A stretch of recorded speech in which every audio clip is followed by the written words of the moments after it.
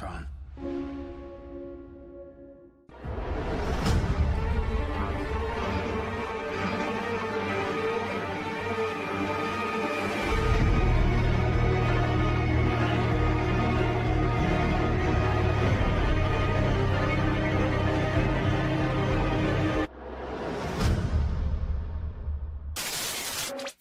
Eh bien, salut à tous et à toutes les amis, comment allez-vous? Bienvenue sur la chaîne de Sam Movie Show.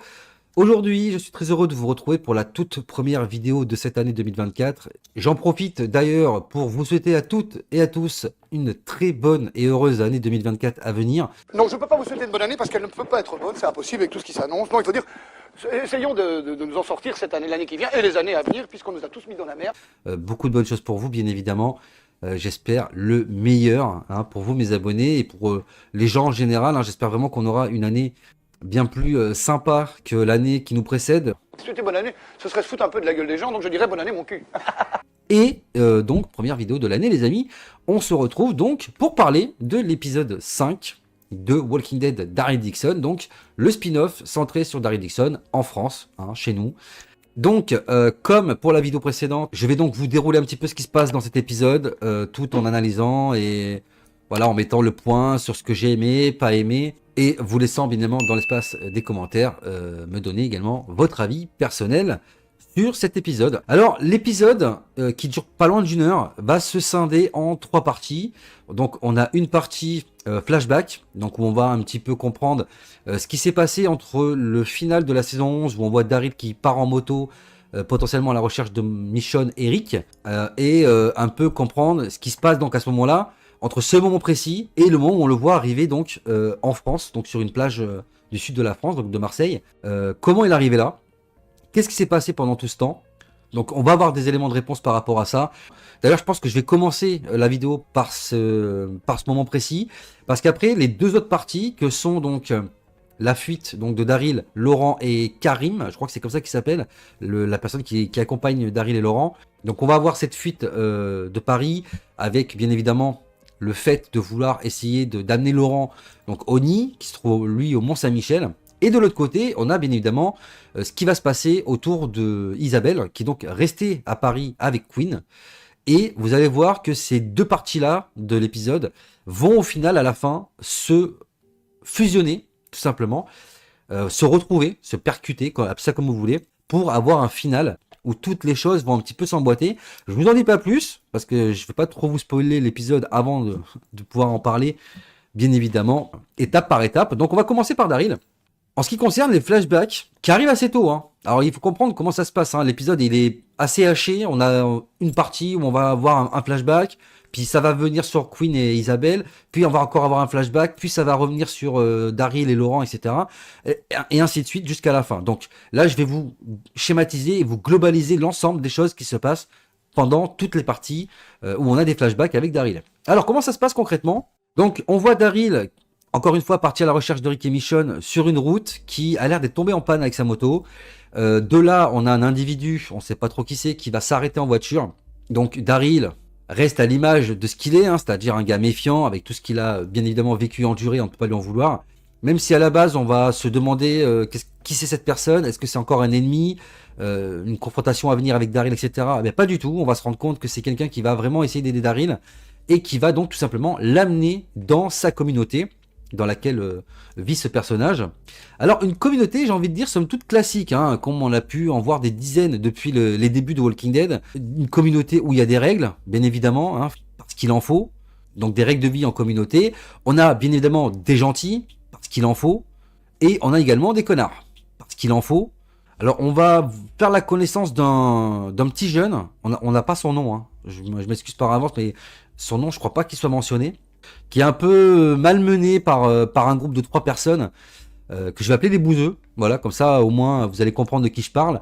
Enfin, il se fait malmener, pas méchamment, mais tu sens que les mecs, intellectuellement parlant, c'est pas des flèches. Donc voilà, il le taquine un petit peu, etc. Dans cette communauté, tu comprends que les gens qui... Alors déjà, il faut savoir qu'il n'y a pas d'enfants. Les enfants sont pas admis, ni les vieillards. J'imagine tout ce qui est un peu faible, les handicapés, les nains. Alors, il parle des nains à un moment donné, j'ai pas compris pourquoi. Et donc, bref, passons. Dans cette communauté-là, en fait, il faut gagner en gros ta place, hein. Il faut que tu ailles donc en mission pour chercher des rôdeurs, les ramener dans la communauté et en échange de quoi on te file un petit peu d'essence. Bah, ce qui tombe à pic pour Daryl qui étant en panne, bah, il a besoin d'essence. Hein. Comme quoi les choses des fois se passent bien, hein. Voilà. Mais oui, c'est clair. Ah non, je veux dire, au bout d'un moment, en tant que mission, il y a quand même plus difficile pour Daryl que d'aller chercher des rôdeurs dans la forêt et de les ramener. Hein. On est bien d'accord. D'ailleurs, ça me fait penser que ça m'a fait marrer parce que les bouseux, hein, on va les appeler comme ça, encore une fois, ils m'ont fait marrer parce que ils reviennent de l'excursion avec 5 rôdeurs alors qu'ils sont 3.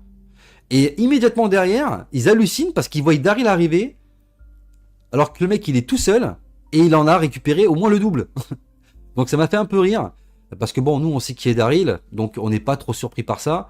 Mais les mecs qui voient ça, ils disent waouh, waouh, mais il rigole pas le mec, hein. T'as vu ça? Et contre toute attente, hein, le jeune gamin qui se faisait un peu malmener, il va rien ramener. Il va rien ramener. Alors, au départ, quand j'ai vu ça, je me suis dit, est-ce qu'il va pas avoir une sorte de punition du fait d'avoir un peu échoué sa mission, etc. Et en fait, pas du tout. Il ramène rien et tout le monde s'en fout en fait. Hein. Alors tout le monde s'en fout, sauf lui, parce que bah, bien évidemment, il va essayer d'aller voir les bouseux pour leur demander, bon les gars, enfin vous voulez pas qu'on s'associe, etc. Et il va se faire embarrer. Et il va essayer de demander donc à Daryl, parce que voyant que Daryl se démerde plutôt bien, il va se dire bon ben vas-y, on s'associe ensemble et tout. Et Daryl va aussi le rembarrer. Voilà, lui expliquant que bah écoute mec, est-ce que j'ai l'air d'avoir besoin d'aide? Bon, ce qui en soi est pas faux, mais c'est vrai que Daryl, j'ai trouvé un petit peu froid sur le coup avec ce petit gamin. Après, je l'en veux pas trop parce que, encore une fois, Daryl, c'est quelqu'un qui, avec l'expérience du passé, a appris à se méfier. Et tu peux pas vraiment lui en vouloir de pas faire confiance aussi facilement que ça à des inconnus, quoi. Donc ce jeune va, encore une fois, essayer de revenir un petit peu vers les bouseux qui vont un petit peu se foutre de sa gueule. Et lui dire bah écoute, si tu veux qu'on t'aide, va nous couper du bois, enfin des trucs complètement débiles. D'ailleurs sous les yeux de Daryl, hein, qui voyant que le jeune a du mal, il galère à couper une bûche de bois, le pauvre. Alors il va essayer de le conseiller, tout ça, bon bref. Par la suite, on voit que bah, quasiment au même instant, on voit que Daryl va vers une radio. Et là, grosse surprise. Alors c'est la surprise de l'épisode bien évidemment, mais on a Daryl qui va communiquer par radio à sa communauté. Voilà, qu'il est là, qu'il est tombé en panne, qu'il va rentrer et il est avec Carole à la radio. Voilà, donc on a le retour de Carole. Le retour, hein, à la prendre avec des guillemets hein, pour l'instant, mais là, donc on sait que Carole va arriver. Mais donc là, ça m'a fait plaisir d'entendre Carole à la radio. Et autre élément, parce que c'est pas le seul élément qui m'a fait tiquer, qui m'a surpris, c'est qu'au-delà du fait qu'on a un retour vocal, on va dire, de Carole dans ce spin-off, Carole va mentionner à Daryl que quelqu'un est revenu, mais on sait pas qui. Parce qu'en fait, au moment où elle dit ouais, machin, il est revenu dans la communauté, je sais pas quoi, la radio grésille. Elle commence à couper, on perd le contact avec Carole à ce moment-là et on sait pas qui c'est. Donc, quelqu'un est revenu dans la communauté, mais on ne sait pas qui. Donc, forcément, immédiatement, d'instinct, tu penses soit à Michonne, soit à Rick, soit même aux deux. Parce que qui est parti et n'est pas revenu? Ou peut-être Is qui a disparu depuis des années, ça pourrait être lui. Jadis, mais j'en doute un peu. Donc à part ces 4 personnages-là, je vois pas qui était parti et aurait pu revenir. Eh les gars, vous imaginez ces baisses? Bon ok, j'arrête. Ça va, on peut rigoler là, c'est la nouvelle année, merde, c'est la fête. Bref, hein, blague à part. Donc le gamin, donc le jeune dont j'ai pas le nom, hein, vous m'excuserez, va mourir. Voilà, parce que lors de l'excursion des bouseux, quand ils vont ramener des rôdeurs, comme c'était le cas précédemment, parmi ces rôdeurs, il va y avoir le jeune, qui présente des marques de strangulation autour du cou. Daryl va un peu péter les plombs, il va immédiatement, bien évidemment, suspecter les bouseux d'avoir tué volontairement le gamin, ou sans forcément l'avoir tué, peut-être l'avoir laissé crever, enfin bref, tout est possible, hein, tout est envisageable.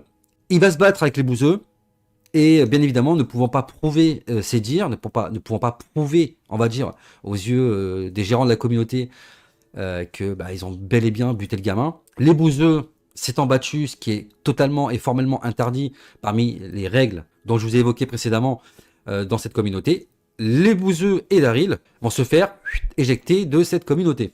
Et là, alors là, on passe justement au point où Daryl il est sur un bateau. Il se retrouve prisonnier d'un bateau, mais je pense que c'est le petit reproche que j'aurai à faire à ce flashback, c'est que on ne nous explique pas, on ne comprend pas comment Daryl se retrouve sur ce bateau avec le bouseux, parce qu'il est avec lui. Il n'y a pas ses collègues, il n'y a que Daryl et le bouseux. En même temps, ce qui est logique, hein, c'est qui s'est battu. Il n'y a que deux personnes. Il y a le Daryl et le bouseux. Donc eux, ils se font dégager et ils se retrouvent sur ce bateau. Mais on ne sait pas comment. Parce que techniquement, à moins que ça soit la communauté, là où ils étaient, qui les ont enfermés dans le bateau, moi, c'est ce que j'ai compris en tout cas. Parce que moi, je pensais qu'ils allaient juste les éjecter de la communauté et hop, barrez-vous, démerdez-vous. Et en fait, non, tu te rends compte qu'ils les ont pas seulement exclus de la communauté, ils les ont fait prisonniers et amenés sur un bateau. Sur le bateau, parce que là, ça répond à l'une des questions que l'on se pose à un moment donné concernant Daryl, c'est que, ok, il a fait naufrage, il s'est échoué avec sa barque, et il s'est retrouvé donc sur les plages marseillaises. Mais tu te dis, le bateau, il devait quand même pas être très loin des côtes françaises pour qu'il soit arrivé à terme donc sur les côtes en vie. Parce que voilà, il est naufragé sans nourriture, sans eau. Faut pas l'oublier. Et en fait, on a une réponse à ça parce que si on regarde bien sur le plan du bateau dans lequel Daryl est prisonnier, si on regarde bien au large, on aperçoit qu'il y a des terres. On a des côtes. Donc, on peut supposer qu'au moment où le bateau va sombrer, où Daryl va se barrer, il est pas loin des côtes françaises. Du coup, ça répond à la question de sa survie en tout cas. Donc Daryl se retrouve sur ce bateau un peu chelou, on va pas se mentir, c'est infesté de rôdeurs, dans des cages, hein, bien évidemment, c'est pas le bateau lui-même qui est infesté, mais ils sont enfermés dans des cages.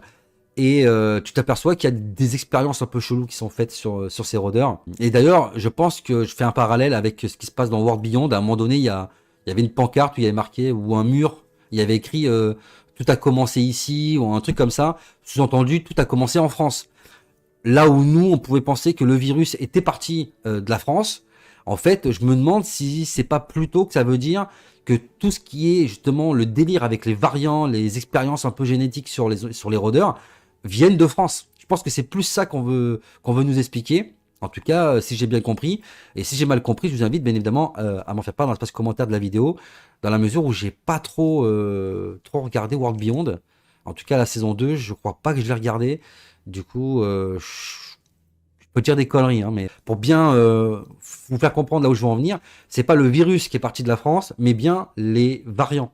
Tous les délires qui vont tourner autour des variants. En tout cas, c'est ce que je comprends. Donc, contre toute attente, Daryl, aidé par le bouseux, donc apparemment ils ont fait copain-copain pendant leur captivité, pardon. Il va plus ou moins faire semblant d'être malade, et parce qu'ils s'aperçoivent qu'en fait les gens, dès qu'ils sont un peu malades, ou je sais pas ce qu'ils foutent, en fait ils en prennent, certains, pour les balancer dans les rôdeurs, pour leur filer à bouffer, j'en sais rien.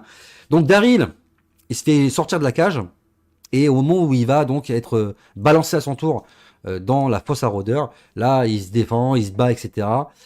Aidé par le bouseux qui va libérer par la suite, il va mettre une chaloupe à la mer. Le bouseux se fera buter dans cet épisode par un variant assez bizarre qui a des espèces d'électrodes plantées sur le corps, etc. C'est assez chelou. Donc Daryl saute à l'eau, et c'est ce qu'on voit d'ailleurs dans le trailer. Hein. Daryl saute à l'eau avec l'explosion du bateau, et la finalité de tout ça, c'est que Daryl, finit par échouer à Marseille, et on a donc le début. Voilà, ça nous renvoie au début donc de ce spin-off. On a la réponse au final donc dans cet épisode à comment Daryl est arrivé en France. Qu'est-ce qui s'est passé entre le moment où il quitte Alexandria pour partir à la recherche de Ricky Michonne et au moment où il arrive donc à s'échouer sur la plage. Donc j'ai trouvé ça plutôt intéressant d'avoir enfin une réponse au bout de 5 épisodes.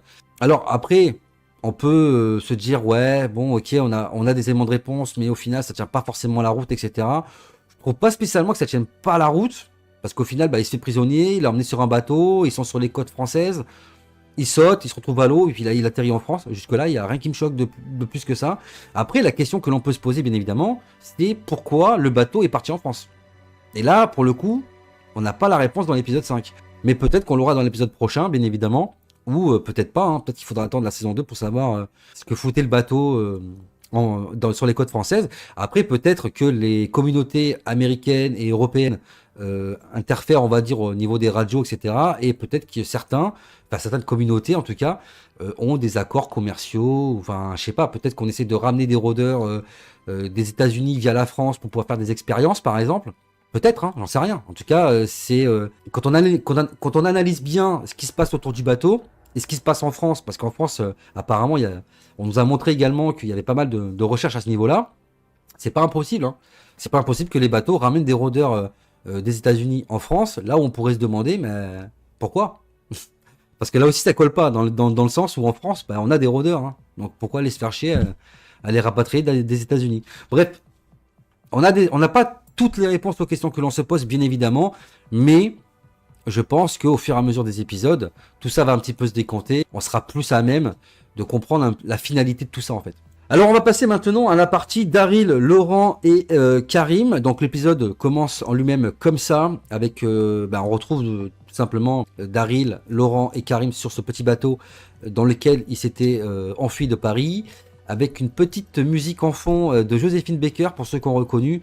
Hein, voilà, Joséphine Baker, je vous laisserai aller regarder sur YouTube, qui fait donc partie, bien évidemment, des chanteuses du patrimoine français, bien évidemment. Donc, c'est pas la partie la plus intéressante de l'épisode, je vais pas vous mentir, parce que c'est un petit peu mou. On a donc Daryl qui accompagne Laurent au nid, donc au Mont-Saint-Michel, si je dis pas de bêtises. Donc voilà, on a Daryl qui apprend à Laurent à vider un poisson, et puis lui, il va lui expliquer qu'en fait, il est plus ou moins vegan. Voilà, il mange pas de chair animale. Je me demande si c'est vraiment la bonne solution d'être vegan dans une apocalypse Walking Dead, tu vois, avec des rôdeurs partout, c'est la fin du monde, tu galères déjà à bouffer, donc à mon avis, faut pas faire tellement le difficile, mais bon, pourquoi pas. Ça va donc parler de véganisme, ça va parler également beaucoup de religion, parce qu'on a donc Karim, leur accompagnateur, qui lui est musulman, de son côté, Laurent, lui c'est la chrétienté, machin, etc. Il va expliquer à Daryl qu'il a lu le Coran, qu'il trouve ça cool. Voilà, on a Karim qui fait une prière, etc. Bref, il y a beaucoup de trucs qui va tourner autour de la religion dans cet épisode, et pas que du côté de Laurent, bien évidemment. On a d'ailleurs la mort de cet accompagnateur, hein, Karim. Alors, je sais pas si c'est vraiment une attaque de rôdeurs qu'il y a sur le camp, mais il y a quelques rôdeurs qui arrivent. Karim qui a essayé donc de les tuer, hein, tout simplement, et il va donc y laisser sa vie. On aura un petit moment où on va donc enterrer le corps et tout, et suite à ça, Daryl va se rendre compte que le bateau avec lequel ils sont arrivés jusque-là, il a disparu. La corde a été coupée et on apprend qu'elle a été volontairement coupée par Laurent. Donc là, forcément, Daryl va péter un plomb sur Laurent en lui disant que t'es un boulet, tu te rends pas compte de ce que t'as fait, nanana. Bref, il va vraiment péter un plomb jusqu'au moment où Laurent va expliquer pourquoi il a fait ça j'ai trouvé ça touchant parce qu'en fait, Laurent, il a tout simplement peur qu'une fois arrivé à destination, Daryl va partir parce que sa mission sera complétée, quoi. Et Daryl va tout simplement laisser Laurent derrière lui. Et Laurent, il a pas envie. Comme il dit à Daryl, il va se retrouver tout seul et il a pas envie d'être seul, quoi. Et donc forcément, Daryl, il reste ce qu'il est, hein, je pense. Voilà, j'imagine qu'il pense aux enfants qu'il a laissés derrière lui, comme Judith, RJ, Gracie, etc. Et forcément, voilà, il va s'excuser auprès de Laurent, en lui disant, voilà, je suis désolé, je le pensais pas. Il comprend que Laurent, il a pas envie d'être seul. Et d'ailleurs, petite remarque que je me fais, dans l'épisode précédent, je vous avais évoqué le fait que Daryl, dans l'aspect physique de Queen, ça pouvait lui faire penser à Dwight. Autant Laurent, ça peut un peu lui faire penser à Carl quand même, hein, si on y regarde bien. Avec ses petits cheveux longs, etc. Comme avec Carl sur la fin, je pense que Laurent, tu lui mets un chapeau, tu vois le délire, quoi. Non, puis même Daryl, je pense, voilà, Daryl on le connaît, c'est pas quelqu'un qui est méchant, encore moins avec les gosses. Bien au contraire. Il va surtout être celui qui est beaucoup protecteur. Et d'ailleurs, ce que je comprends, c'est que peut-être que Laurent, dans tout ça, il a fait rien à foutre, lui, du délire avec le nid, etc., le Mont-Saint-Michel. Moi, je pense que, alors c'est que mon avis personnel, mais le ressenti que j'ai à ce moment-là, c'est que Laurent, il veut partir avec Daryl dans sa communauté, en fait, tout simplement. Il veut rester avec Daryl. Et je fais une petite parenthèse par rapport à ça, d'ailleurs. Moi, j'aimerais bien que ce spin-off se termine avec Daryl qui prend Isabelle, Laurent et ils repartent et peut-être Carole, hein, si elle aime à venir en France, j'en sais rien. Mais en tout cas, pour ce qui concerne Daryl, Laurent et Isabelle, moi j'aimerais bien qu'ils repartent aux États-Unis tous les trois ensemble pour que à la fin, dans les retrouvailles générales que l'on aura certainement, en tout cas je l'espère, ils soient là, quoi, tout simplement. Après l'histoire du bateau, donc on continue, Daryl continue à vouloir amener Laurent au nid et là. Malheureusement, sur la route, ils vont tomber avec des mercenaires, enfin des militaires. Daryl va demander à Laurent d'aller se cacher pour le protéger, hein, tout simplement. Et Daryl étant sous la menace de se faire arracher un œil, donc d'être torturé, hein, très clairement, parce qu'il ne veut pas dire où est le gamin. Laurent sort du buisson et ils vont donc se retrouver tous les deux, donc capturés par ces militaires. Et là, je vais devoir basculer, bien évidemment, sur la partie Isabelle et Queen, parce que vous allez vite le comprendre, tout ce petit beau monde va finir par se retrouver à la fin de l'épisode. Donc on retrouve Queen et Isabelle, donc, qui sont restés sur Paris, dans une baraque, mon pauvre, digne des cartels cubains, hein, tu vois, colombiens, ce que tu veux. Une espèce de grosse baraque avec des gardes tout autour. Bon, en termes de sécurité, je pense que Queen, il doit être tranquille. Hein. C'est pas chez lui que les rôdeurs vont arriver en masse, hein, tu vois ce que je veux dire. Queen qui d'ailleurs restait dans sa bulle, quoi, hein, dans son monde un petit peu bobo. Voilà, il explique. T'as une scène à un moment donné où il ramène une parure de bijoux. Il a plus ou moins pas dévalisé, mais il est rentré dans une bijouterie place Vendôme pour récupérer des bijoux. Après, pourquoi pas. Et il voulait d'ailleurs l'offrir à Isabelle, sauf que bah voilà, 12 ans s'est passé depuis. Pas oublier, entre le moment où il y a l'apocalypse à Paris, où on les voit avec tous ensemble, hein, avec Isabelle et tout, et la sœur d'Isabelle, et le moment où ils se retrouvent, il y a 12 ans qui se sont découlés. Je sais pas si vous imaginez quoi. Donc Queen espère bien évidemment un retour à la normale avec Isabelle, un retour amoureux, affectif, bref, un retour de couple, voilà, pour la faire courte. Sauf qu'encore une fois, comme je viens de l'évoquer, il s'est passé quand même 12 ans, de l'eau a coulé sous les ponts, et puis bah, je pense quand même que Isabelle, humainement parlant, et ça peut se comprendre, elle n'est pas spécialement envie de se remettre en couple avec un espèce de taré qui a voulu laisser sa sœur enceinte de lui mourir. Simplement, hein. Rappelez-vous que Queen voulait laisser la sœur enceinte de côté parce que bah, elle représentait un boulet entre guillemets dans sa manière d'expliquer les choses et qu'il valait mieux les laisser de côté. Donc il était prêt à faire mourir sa sœur plus l'enfant qu'elle portait, enfant qui était le sien en plus quoi. Donc un petit peu dégueulasse. D'ailleurs, c'est un petit peu malsain. C'est-à-dire que le mec, il se tape Isabelle, il se tape aussi sa sœur qui fout enceinte. Enfin, ouais, non. Moi, je suis Isabelle. Le mec, je lui dis, non, ciao, quoi. Et d'ailleurs, tu sens que c'est pas dans ses plans, elle. Hein. Elle est pas du tout prête à se mettre en couple avec lui, quoi. Et d'ailleurs, tu le comprends assez rapidement, puisqu'elle va essayer de récupérer une espèce d'arme, hein, d'un truc pointu qu'elle arrache sur un miroir, sur l'encadrement d'un miroir, et elle va vouloir tout simplement tuer Queen.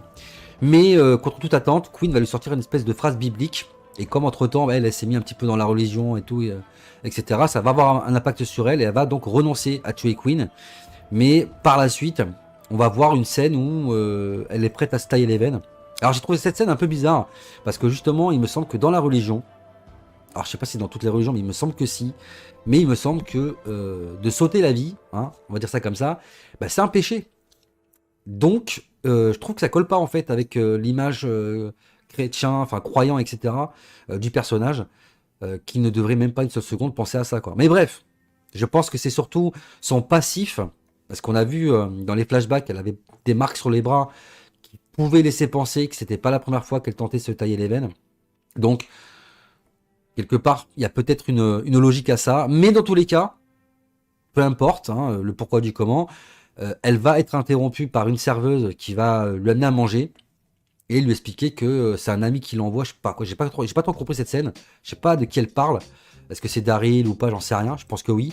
Et il y a un mot sur lequel il est écrit, on n'en sait rien puisqu'on voit pas ce qu'il y a écrit, tout simplement.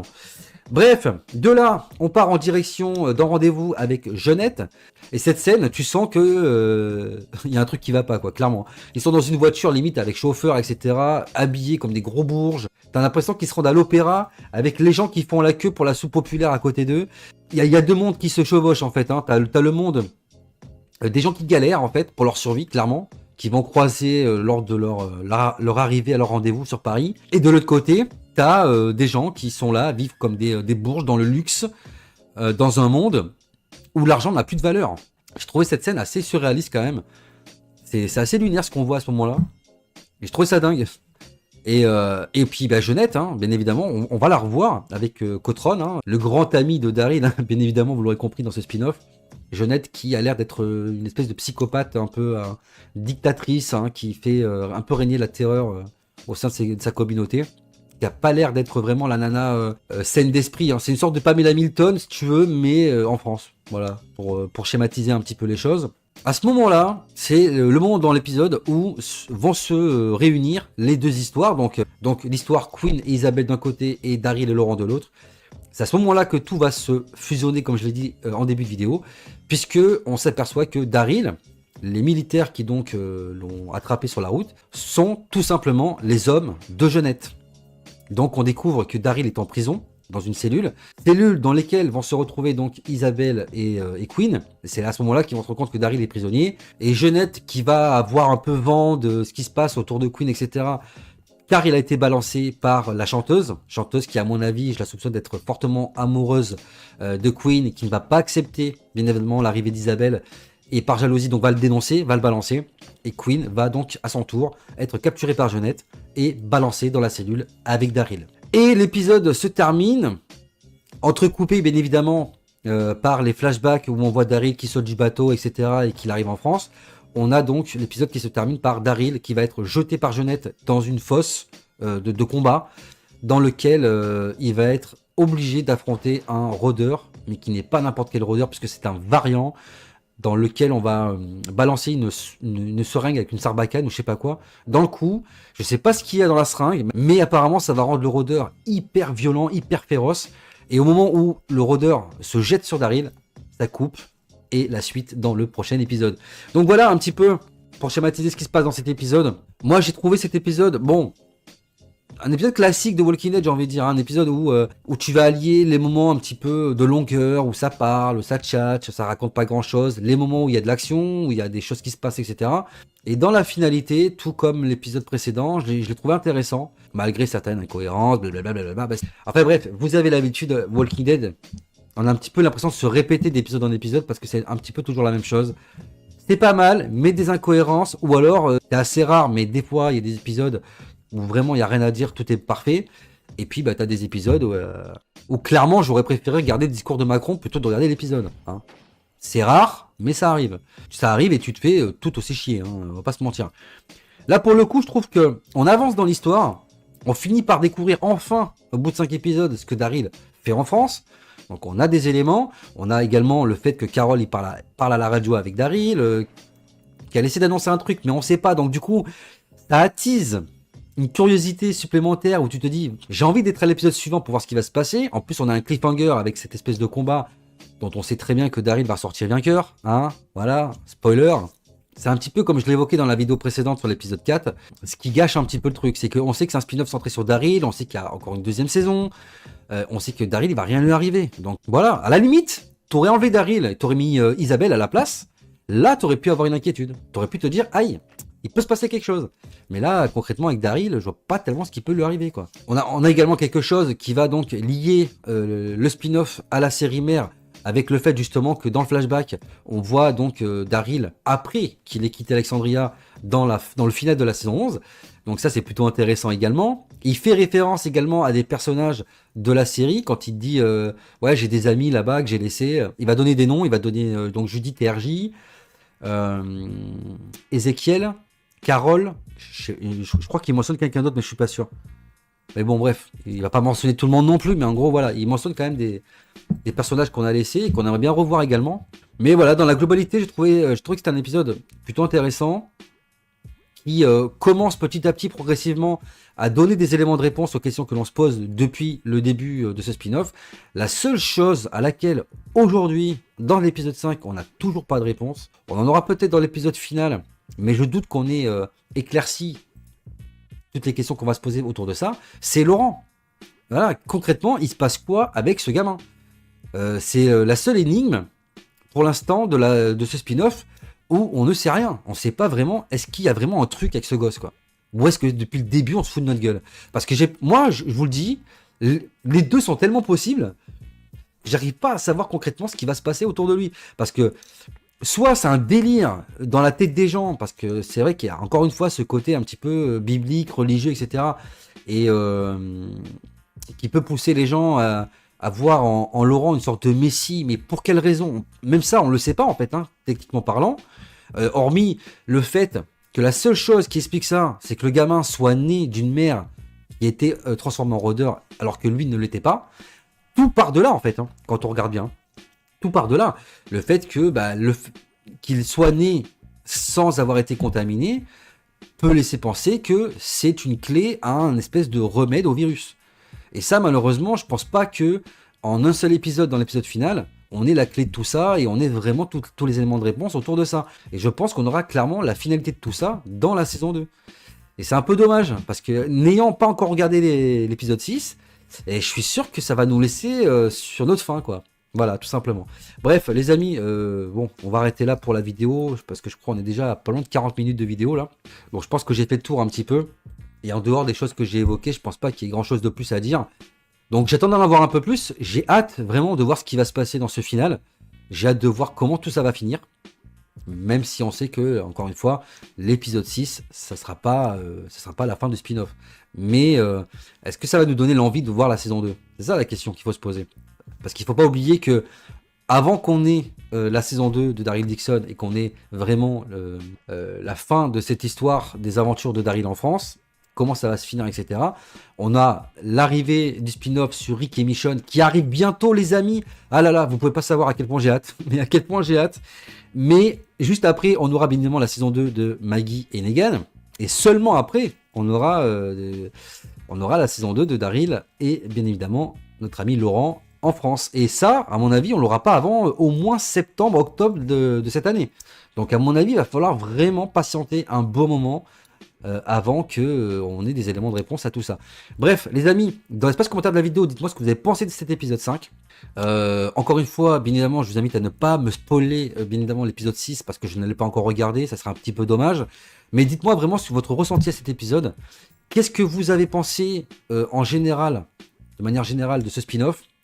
Quelles sont les choses que vous aimez et les choses que vous appréciez peut-être un peu moins? J'ai hâte de vous lire et de vous répondre comme d'habitude dans l'espace commentaire.